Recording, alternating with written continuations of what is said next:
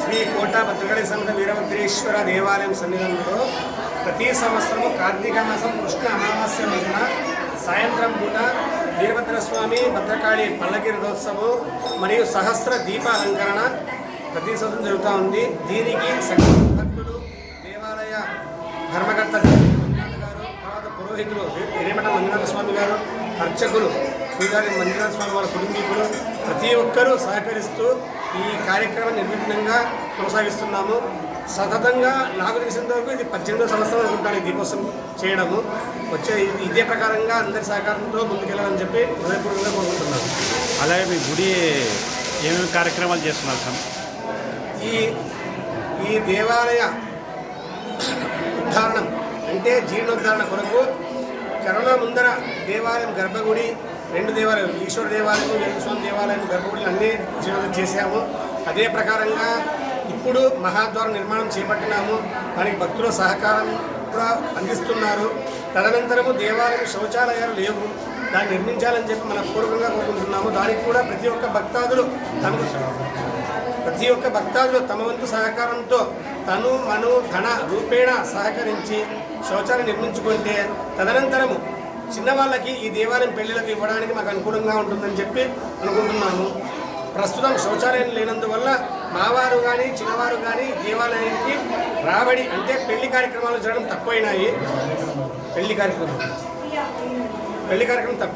తక్కువైనాయి. అందుకోసమే శౌచాలయ నిర్మాణానికి మేము చేపట్టినాము. మహాద్వారం శౌచాలయం 2 ముగించుకున్న తర్వాతే చేస్తామని చెప్పి ప్రతి ఒక్క భక్తాదులు తెలిపినాము. ఈ శౌచాలయ నిర్మాణం కూడా తను మన పూర్వకంగా ప్రతి ఒక్క భక్తాదులు సహకరించాలని మన పూర్వకంగా కోరుకుంటున్నాం. శ్రీ కోటా భద్రకాళి సమేత వీరభద్రేశ్వర దేవాలయం నందు ప్రతి సంవత్సరము కార్తీకం కృష్ణ అమావాస్య రోజున సహస్ర దీపాలంకరణ కార్యక్రమం జరుగును. సతతం 16 ఏళ్ళుగా 17 ఏళ్ళుగా ఇక్కడ జరుగుతూనే ఉంది. ఇది 18వ ఏట. ప్రతి కార్యక్రమానికి సకల సద్భక్తులు, దేవాలయ ధర్మకర్తలు, పురోహితులు, అర్చకులు అందరూ సహకరిస్తున్నారు. ఇదే విధంగా సతతం కొనసాగాలని చెప్పి మనపూర్వకంగా కోరుకుంటున్నాను.